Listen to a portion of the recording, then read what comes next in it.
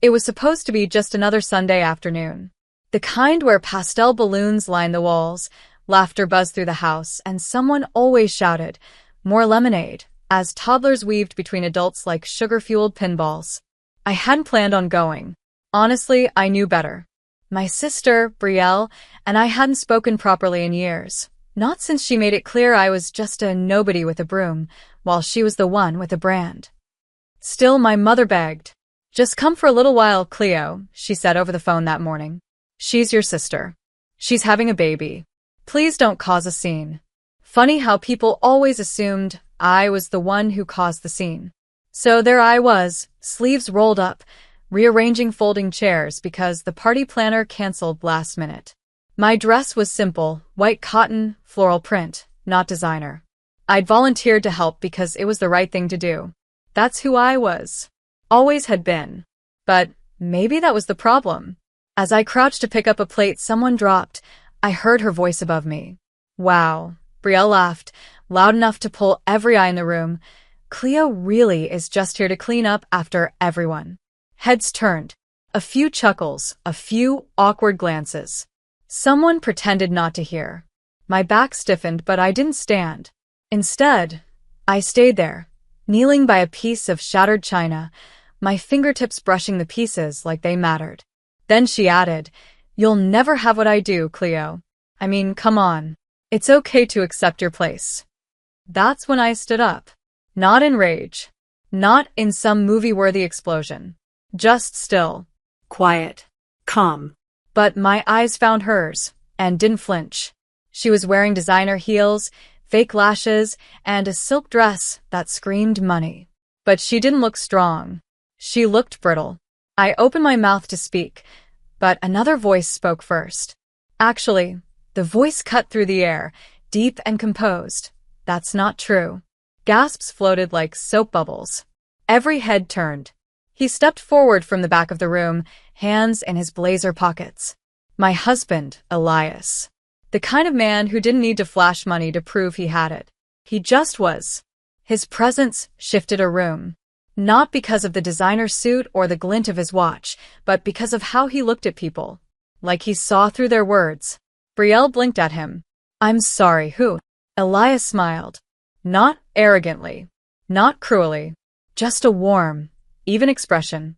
"I'm Cleo's husband." Then he turned to the room. "And while we're sharing roles, let me add a few." CEO. Investor. Partner in the very hospital where Brielle is registered to give birth. The room froze. You may not recognize me because I don't usually attend baby showers. But I came today because Cleo asked me to. And when she asks, I listen. A long silence swallowed the air. Brielle stammered. "You're married to him?" Elias tilted his head. "Yes." "And proud of it. You know, Cleo didn't tell me much about your relationship. But watching this, I can see why." I wasn't smiling. I wasn't gloating. But my throat burned with emotions I hadn't let surface in years. Elias reached into his inner jacket pocket and pulled out a check. He handed it to my mother. "Use this to hire a proper caterer and cleanup crew. Cleo deserves to sit and be celebrated today. Not mocked." Brielle's hands trembled. Her eyes darted to the check. Her cheeks flushed crimson. She stepped back, one hand over her chest. And then she turned. Fast. Stormed past the guests, out the back door, the click of her heels cracking against the patio tiles. No one followed her. No one needed to. The room was silent for a beat after Brielle left. No one quite sure what to say. The kind of silence that's heavier than noise.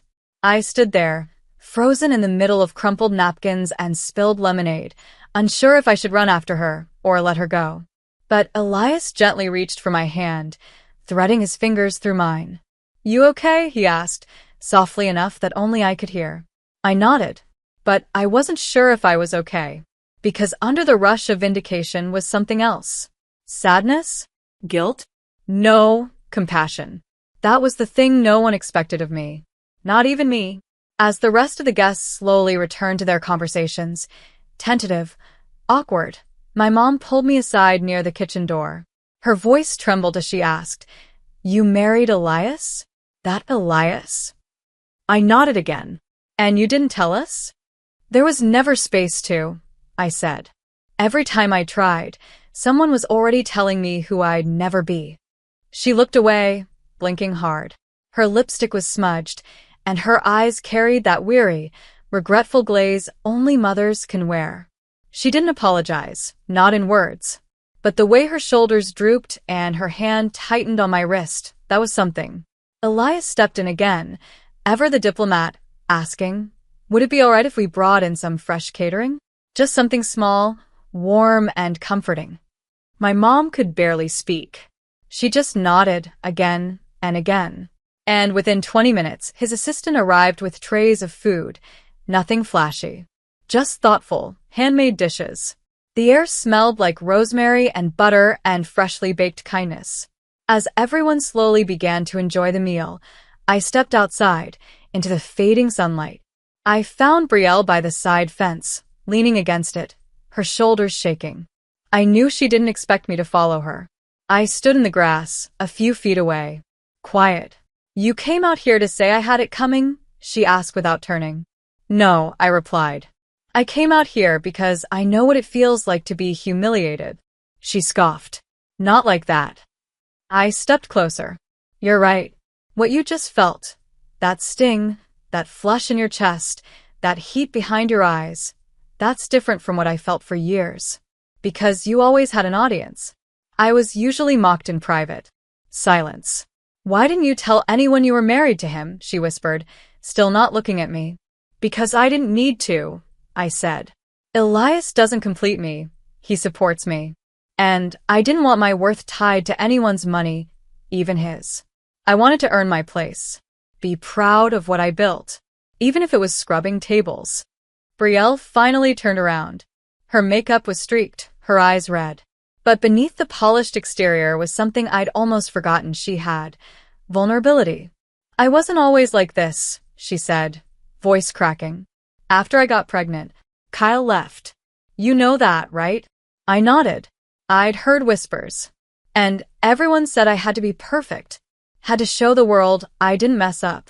So I threw parties, wore expensive clothes, faked the glow. Because if I didn't, they'd treat me like you. Her words hit me like bricks. You were just trying to survive, I said quietly. She let out a weak laugh. In heels too tight and expectations heavier than my belly. I took another step toward her. You didn't need to step on me to stand taller, Brielle. I know. She wiped her face with the hem of her dress. I know. And I'm sorry. That word. Sorry. So small. But in that moment, it felt heavier than all the cruelty she'd hurled at me over the years.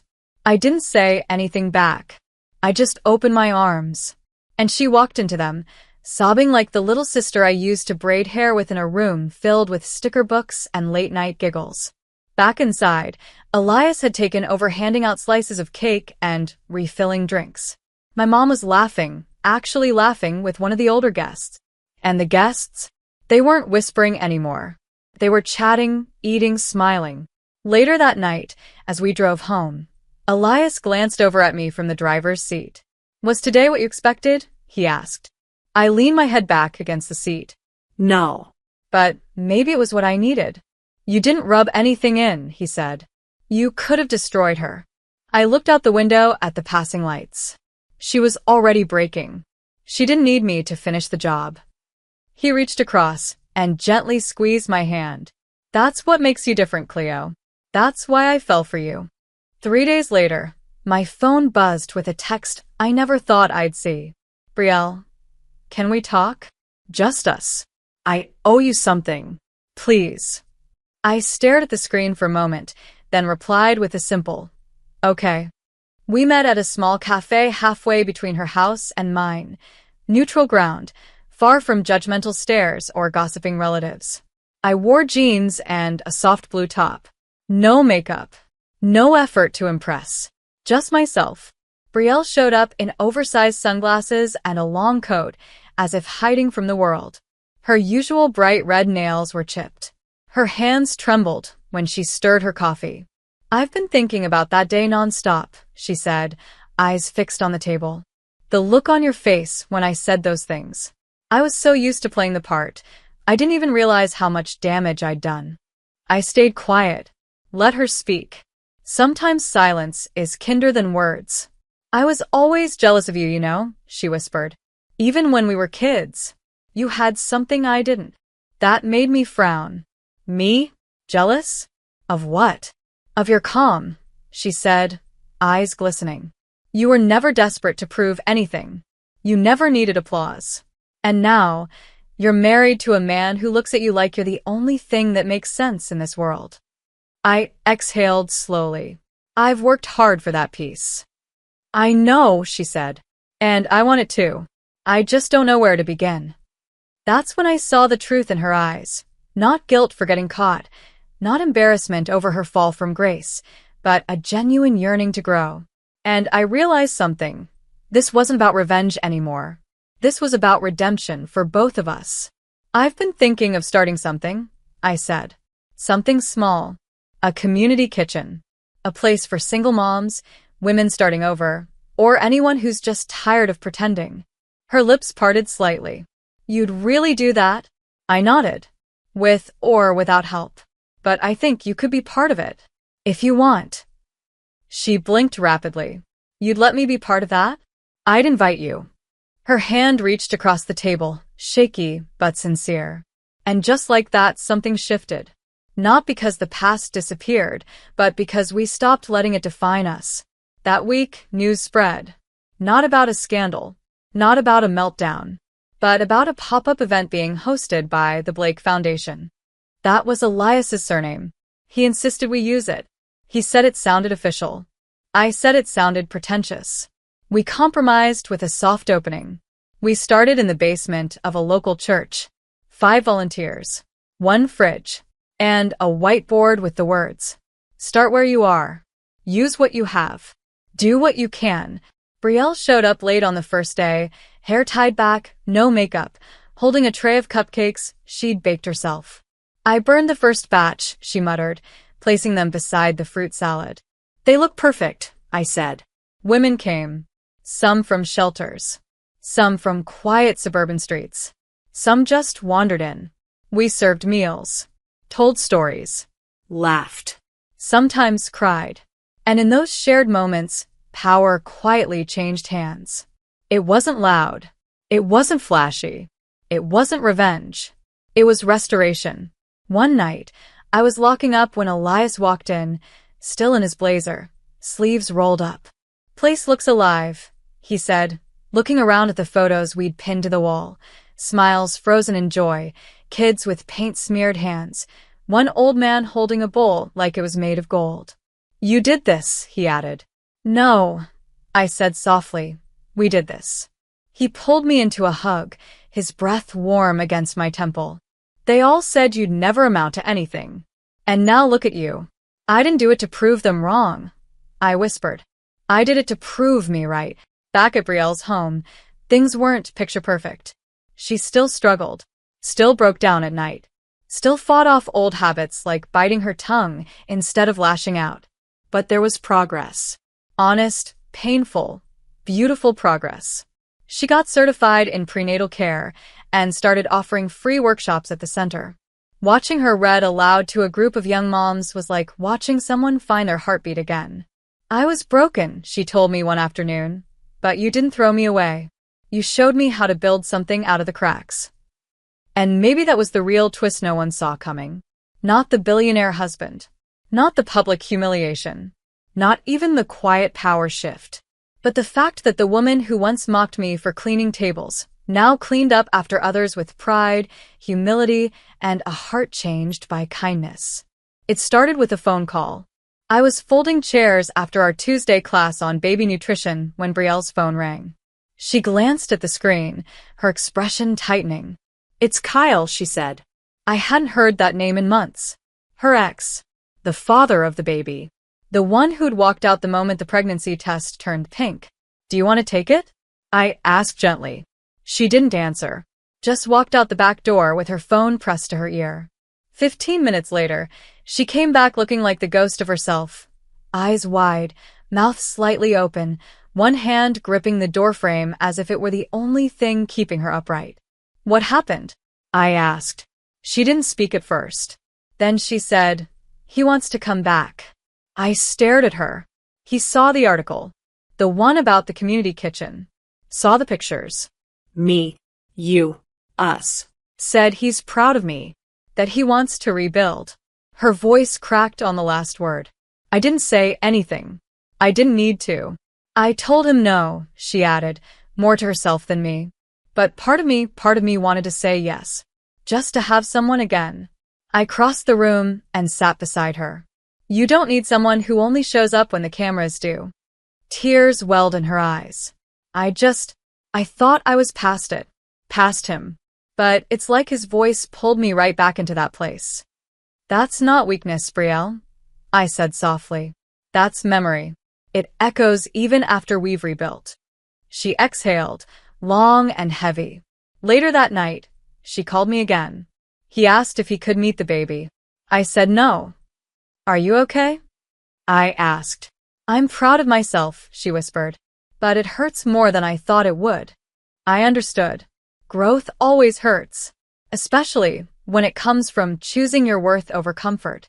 2 days later, a gossip blog published a photo of Brielle outside the center, holding her baby. The caption was cruel. From designer diva to soup kitchen sister, what happened to Brielle Hayes?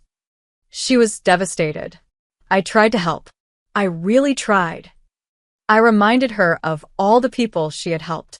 But that's not what people see, Cleo, she shouted. They see a washed-up mom who lost her shine. They don't care how much I've changed. No, I replied quietly.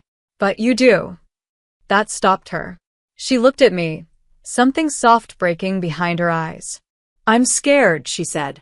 Scared that if I stop proving myself for just 1 second, they'll say, see? We were right about her. I wrapped my arms around her. Then let's not prove them wrong. Let's just be right. Quietly, boldly, together. In the weeks that followed, something incredible happened. People did start to see. Not because we shouted louder, but because we stood taller, steadier. We expanded the center to a second location. More women came. More stories unfolded. And slowly, word spread, not through tabloids, but through gratitude. One woman said, "This place saved my life."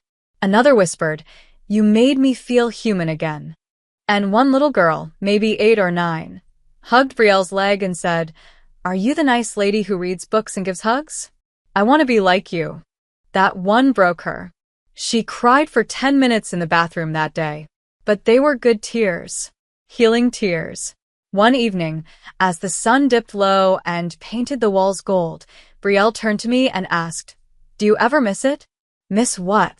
The days when no one expected anything from us. When we could just hide? I smiled. No. Because back then, we didn't know who we could become. She took my hand, eyes serious. You pull me out, Cleo. You didn't throw my past in my face. You could have crushed me that day, at the baby shower. I didn't want to crush you, I said. I wanted you to see. She nodded, swallowing hard. Well, I do now. That night, Elias came to pick me up. On the way home, I looked out the window and asked, "Do you think people really change?" He reached for my hand. Not always. But you did. And you helped someone else do it too. That's the rarest kind of strength. I squeezed his hand back. I didn't want revenge. I just wanted peace. He smiled. And look what grew from it. Spring came early that year. The city, still shaking off winter's dust, felt strangely alive, like something was blooming beneath the sidewalks and silence. And just like that, something bloomed in us too. An unexpected call came in one morning. Elias handed me the phone as I watered the plants outside the center. "It's the Women's Alliance," he whispered. "They want you as their keynote speaker." I blinked. Me? He smiled. You. They said your name came up from over a dozen people. Some you've helped. Others you've never even met. I sat down on the bench slowly, the hose still running in the flower bed. Why would they want me? Because you turned pain into purpose, he said. And that's rare. The night of the gala arrived like thunder wrapped in velvet. The ballroom was tall and glowing, crystal chandeliers, polished floors, and people in gowns that looked stitched from stars. Elias adjusted my bracelet as I stood in the mirror, nerves fluttering in my chest. "You don't need to perform," he said. "Just speak from where it hurts. That's where people hear you the loudest." I nodded. "I'm scared." He pressed a kiss to my shoulder. "That means you're about to say something important." Brielle was already there when we arrived, standing quietly near the back, her baby asleep in her arms, her eyes soft with pride. "You ready?" she whispered. "No," I said, "but I'm going anyway."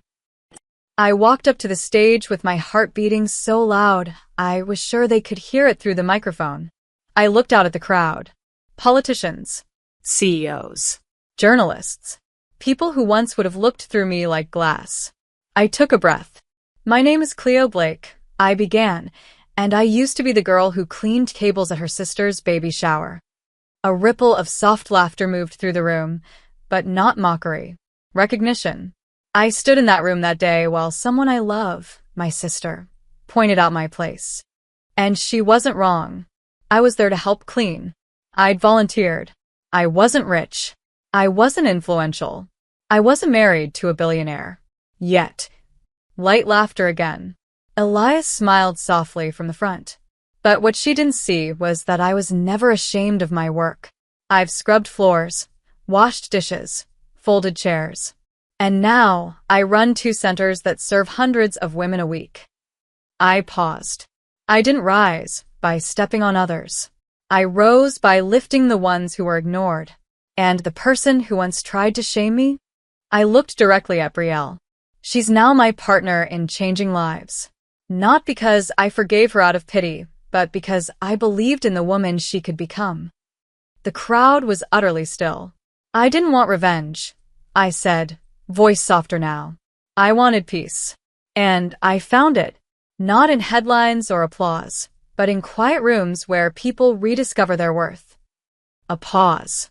My story isn't about a girl who married rich. It's about a girl who remembered she was rich already, in patience, in grit, in love, and who invited others to do the same. I stepped back. Silence stretched for half a second. Then applause thundered through the room. But what I remember most was Brielle, standing at the back, eyes full of tears, clapping slowly, her baby still asleep on her chest. It wasn't just applause. It was release. After the gala, people came up to me, hugged me, thanked me, shared their stories. But one woman, maybe 50, with silver streaks in her hair, held my hand and said, "I never stood up for my sister when others mocked her. But you reminded me it's not too late." The next morning, I sat on the steps of the center, sipping coffee with Brielle beside me. We watched the sun rise behind the brick building we'd painted ourselves. "You killed it last night," she said, nudging my shoulder. I almost passed out. "You made me cry." I didn't mean to. I needed to. I smiled. "Me too."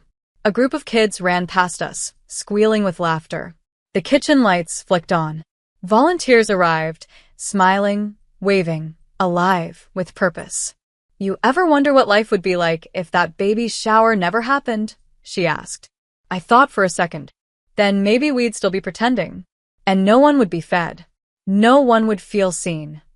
Brielle leaned back, sun warming her face. "Thank God for broken moments." "Yeah," I said, squeezing her hand. "They're where everything real begins." And that's the truth. Not all revenge stories end with slammed doors or destroyed reputations.